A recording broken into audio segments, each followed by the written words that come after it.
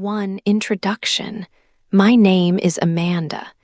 I live in a small, quiet town. The days here are slow and people know each other well. My life is simple now. I work at the front desk of the town's best hotel, the Lakeside Inn. I help people check in, take their bookings, and always smile. People in this town think I am just a quiet woman, a single mother. They are right, but they do not know my whole story. My whole world is my son, Will. He is 9 years old. Will has bright blue eyes and dark hair that curls when it gets long. He is very smart and funny. Will is my everything. I love our quiet life together. We live in a small apartment with a big window that looks out at the green trees. Every night, we eat dinner together. I help him with his school homework. On weekends, we often walk by the lake. Our life here is safe and calm, but I have a very big secret. It is a secret I think about every day. I see this secret every time I look at my son's face. Will's father does not know that he has a son. He does not know anything about Will. He does not know about me anymore. He is not a simple man from our small town. He is a very famous man now. His face sometimes appears on the news and in magazines. He is the CEO of a very big company in the city. He is a rich man and very powerful. He has no idea that a part of him lives right here, in this quiet town, in my small, safe world. I have kept this secret hidden for 10 years. I kept it hidden to protect my son and to protect my own heart. 2. My first love. 10 years ago, my life was very different. I was not a mother then. I was a student at a big university in the city. My days were full of books, friends, and many dreams. Most of all, my life was full of Ryan. Ryan and I met in a history class. He sat next to me. He was very smart and always knew the answers, but he was also funny and kind. He had a big, friendly smile. We started to study together in the library. We spent hours talking about everything. We talked about our dreams for the future, about our families, and even about our fears. Ryan wanted to build a big company one day. He had many ideas. I wanted to become a teacher. Soon, we were more than just friends. We fell in love. It was my first love, and it felt very big and true. We walked around the campus holding hands. We had picnics in the park, enjoying the sunny days. We shared many secrets under the stars at night. Ryan told me, "Amanda, we will always be together." I truly believed him. I thought he was my future. Then the time for university graduation arrived. Our studies were finished. We made plans for our life together. We decided to find an apartment and start our new lives. One day, Ryan told me he had to go home for 1 week. He said he needed to help his family. He kissed me goodbye. He promised, "I will call you tomorrow." But he never called. I waited for him. I waited 1 day, then 2 days, then a whole week. His phone number did not work anymore. I tried to visit his family's house, but it was empty. There was a sign that said the house was for sale.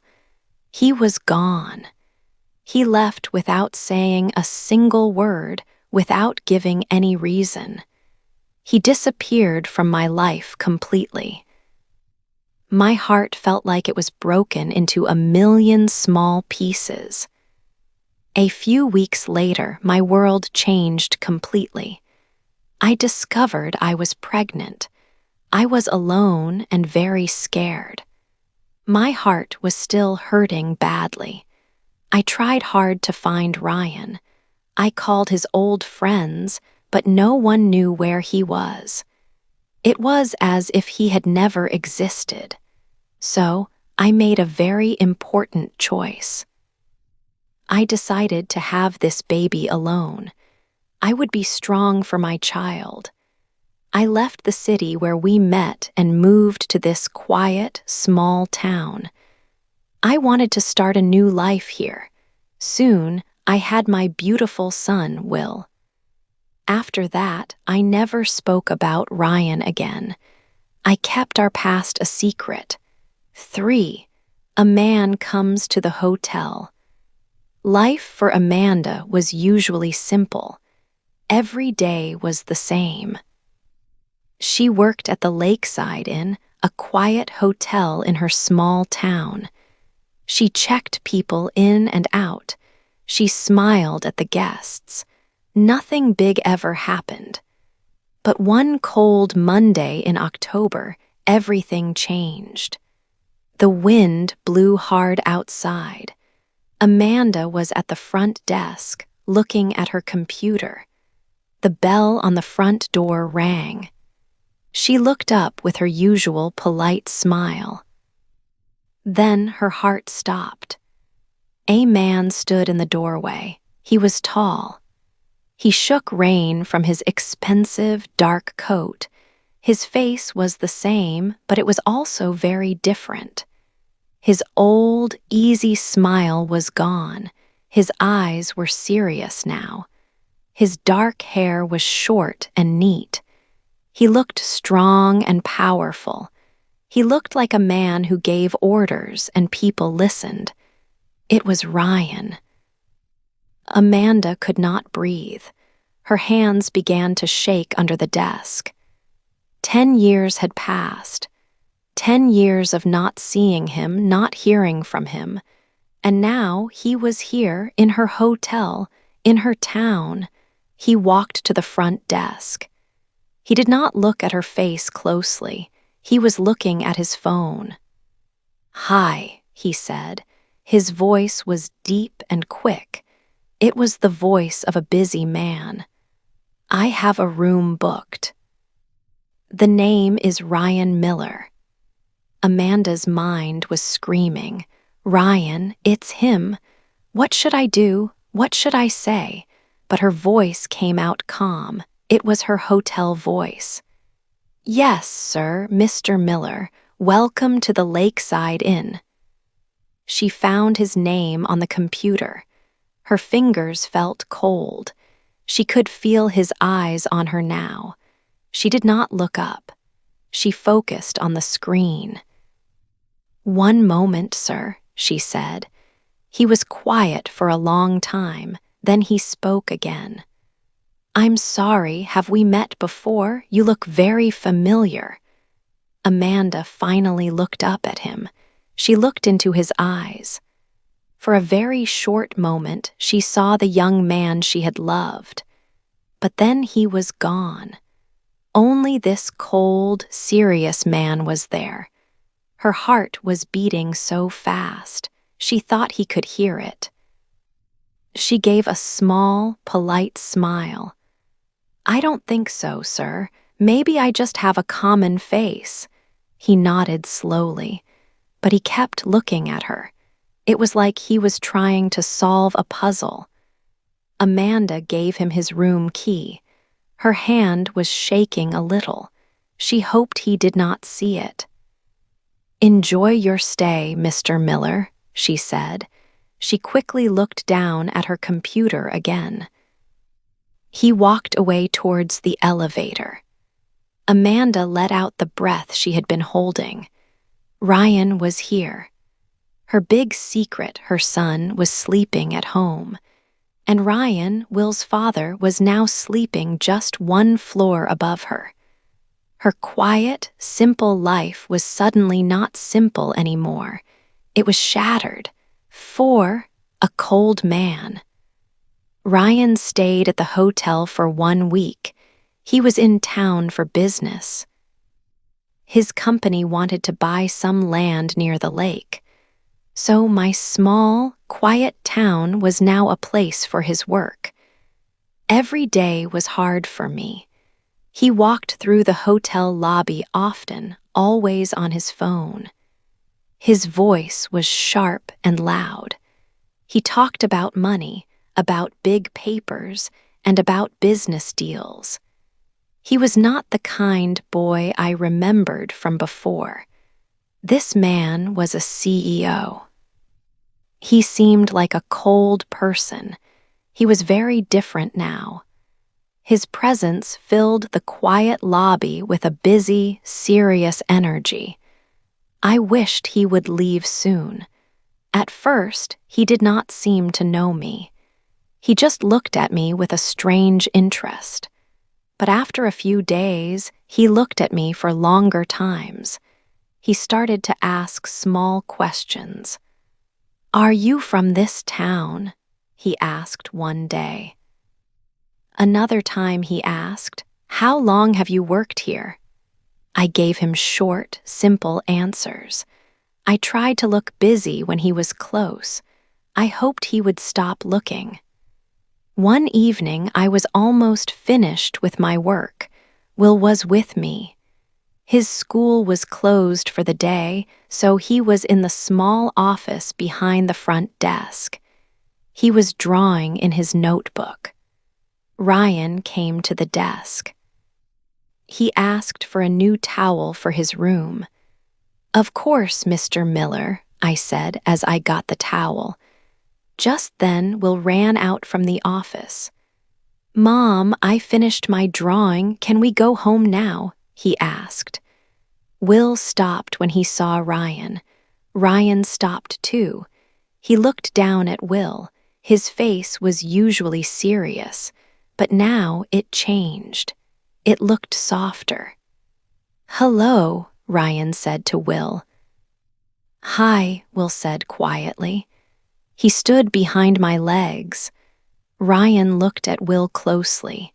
He looked at Will's dark, curly hair. He looked at his bright blue eyes. He looked at the shape of his face. It was a long, quiet moment. I felt like I could not breathe. My heart beat very fast. Ryan looked up at me. His eyes were wide. He looked confused. Then he looked back down at Will. Then he looked back at me again. "He looks familiar," Ryan said. His voice was very soft, very familiar. I just gave a nervous smile. "It's time to go home, Will," I said quickly. I took my son's hand. We walked away fast. I could feel Ryan's eyes on our backs the whole time. The walls of my secret were starting to break. I knew that moment would change everything. 5. He looks like me. After that day, everything changed. Ryan was not just a hotel guest anymore. He started to find reasons to talk to me. He also wanted to be near Will. His usual cold manner began to soften, especially when my son was around. One afternoon, my work shift ended at the hotel. It started to rain very hard outside. Will and I were standing under the small hotel awning, waiting for the public bus. We did not own a car. Suddenly, Ryan's expensive black car pulled up quietly next to us. The car window went down smoothly. "Get in," he said. His voice was not a question. It was a soft, gentle command. "It's much too wet to wait for the bus. I can drive you home." I wanted to say no, to refuse his offer. But Will was already getting cold, and the rain was becoming heavier. So, we got into the warm car. The inside of the car was comfortable and smelled of new leather. In the back seat, Will began to talk excitedly about his school project. Ryan listened very carefully to every word Will said. He asked Will many thoughtful questions about his project. I watched him in the rearview mirror. He was not looking at the road. He was looking at his son. The very next day, Ryan found us in the hotel lobby again. He was holding a small, neatly wrapped box in his hand. "This is for you," he said directly to Will, offering him the gift. Will's eyes grew wide with curiosity as he carefully opened the box. Inside was a small toy car. It was a detailed model of Ryan's own big black car. Will's face instantly lit up with pure happiness. "Thank you," he shouted loudly, hugging the toy car. Ryan smiled a real, genuine smile. It was the first true smile I had seen from him all week. It was the smile I remembered. My heart felt a strange mix of feelings. I wanted to be angry, but seeing him be kind to Will was very confusing for me. Later that evening, Ryan found me alone at the front desk once more. He leaned on the counter, his posture serious again. I could see that he had been thinking deeply. I could see the questions in his eyes. "Amanda," he said. He used my name for the very first time since his arrival. It sounded strange and new coming from him. "I need you to be completely honest with me now." I held my breath, my chest feeling tight. My heart started to beat very fast. He looked directly into my eyes, holding my gaze. His voice was low, almost a whisper, and it was shaking just a little bit. "That boy Will," he said very slowly, his words careful. "He has my eyes, he has my mother's smile. Amanda, he looks just like me when I was a kid, exactly like me." I froze completely. My mouth felt very dry. I could not speak a single word. The silence was my only answer. He knew. He was not a foolish man. He saw the undeniable truth right there in our son's face. I could not lie anymore. I just stood there, unable to move. The secret I had held for 9 years was finally, terrifyingly out. 6, we need a test. After the secret was out, Ryan did not shout. He did not get angry. He just looked at me. His face showed shock and hurt. He had many emotions I could not understand. That night, the hotel was quiet. Ryan asked me to sit with him in the empty dining room. We talked for a long time. I told him everything. I explained how I waited for him. I told him his phone was disconnected. I said his family's house was empty. I shared how I was alone and scared when I found out about Will. "Why did you not try harder to find me?" he asked. His voice was full of pain. He looked very sad.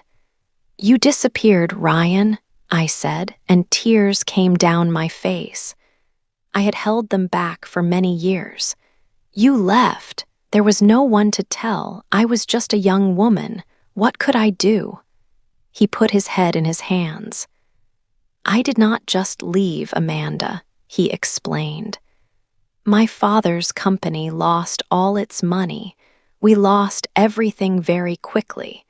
We had to move far away." My father was so ashamed. He made us stop talking to everyone we knew. I had no phone, no home, nothing. It took me many years to build my life again. We were two people with two different, sad stories. He looked up, his eyes red. I need to know for sure, he whispered. I need a DNA test. It felt strange, like a medical procedure, but I understood his need. 1 week later, we went to a small clinic in a city nearby. It was a quiet day, a little strange. Will thought it was just a normal visit to the doctor. The test was very simple. They took a small sample from Will's cheek. They also took a sample from Ryan's cheek. The results came 5 days later. Ryan was still staying at the hotel.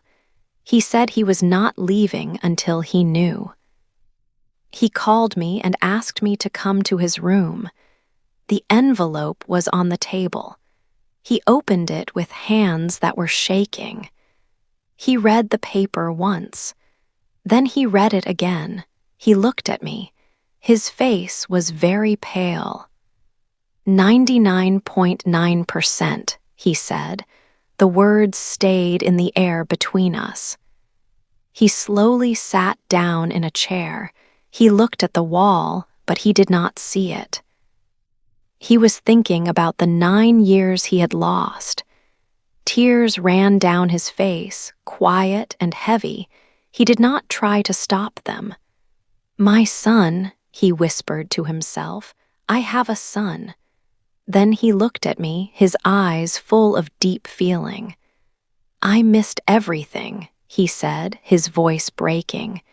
His first steps, his first word, I missed it all. In that moment, he was not a famous CEO. He was just a man who had lost a decade with his child. And I was the woman who had lived all those moments alone. 7, a big problem.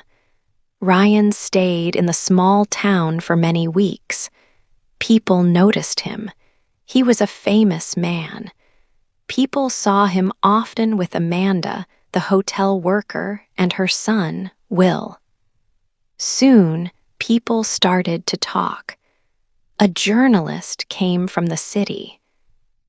They took a picture of Ryan, Will, and Amanda. They were walking by the lake.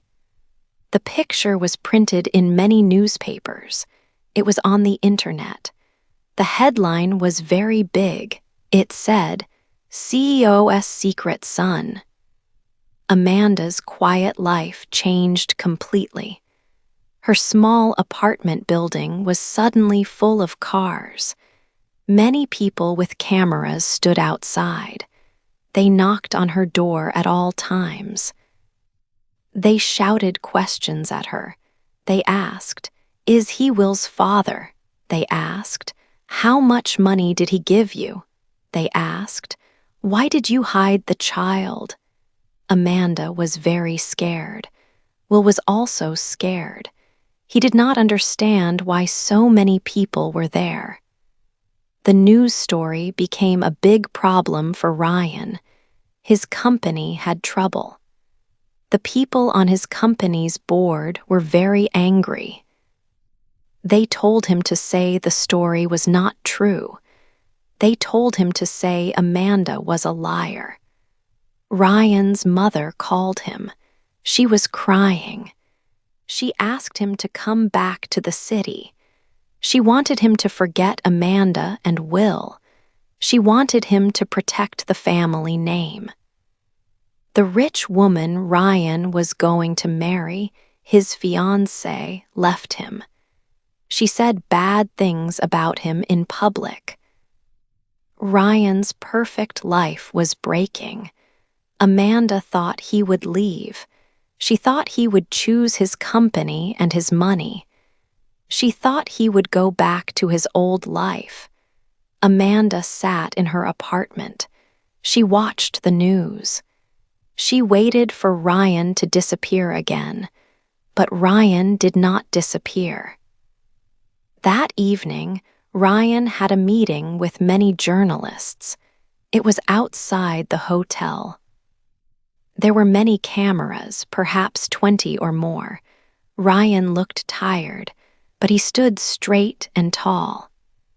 "The stories are true," he said. His voice was strong and clear. "I have a son. His name is Will, and he is 9 years old. I learned about him only recently." He stopped talking for a moment. He looked at the cameras. It was like he was looking at the whole world. "His mother, Amanda, is a good woman. She is strong. She raised our son alone. It is my mistake that I was not there for them. She is not a secret. She was my first love." Ryan did not say the stories were false. He did not hide his son. He chose Amanda and Will. In front of everyone, he chose his son. He chose Amanda. He lost his fiancée. He made his company angry. But he stood with Amanda and Will. That night, Amanda cried again. But this time, her tears were not from sadness. They were from hope. 8, a family again. The media storm passed. Ryan bought a house in our town, a nice one with a big yard. He did not go back to the city. He managed his company with video calls. He said his new work was here. Slowly, he became a father. He was clumsy at first.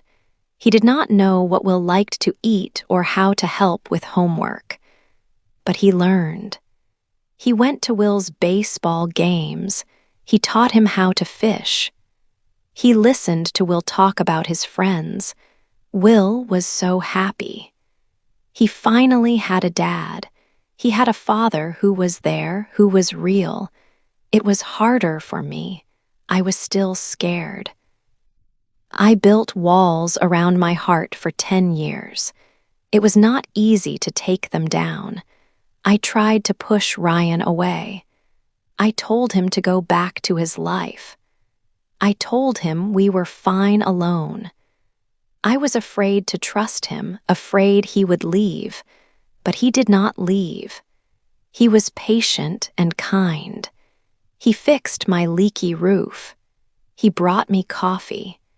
He tried to earn my trust with small acts of care. One evening, we sat on the porch of his new house. Will played in the yard. The sun was setting. "I know I hurt you, Amanda," he said softly. "I know I cannot change the past. I cannot give you back those years." He turned to me, his eyes full of sincerity. "But I can promise you a future. I never stopped thinking about you. I think I still love you." I looked at him, the man who was once a boy I loved. He was different now, stronger and more serious. But the kindness in his eyes was the same. I looked at our son, laughing as he chased a firefly. My quiet world was not quiet anymore. It was bigger. It was full. I took his hand. "I think I still love you, too," I whispered. In that moment, the old hurt began to heal. We were not just a scandal or a secret anymore. We were a family. Me, Ryan, and our son. After all those lonely years, love did not disappear. It was waiting. It came back.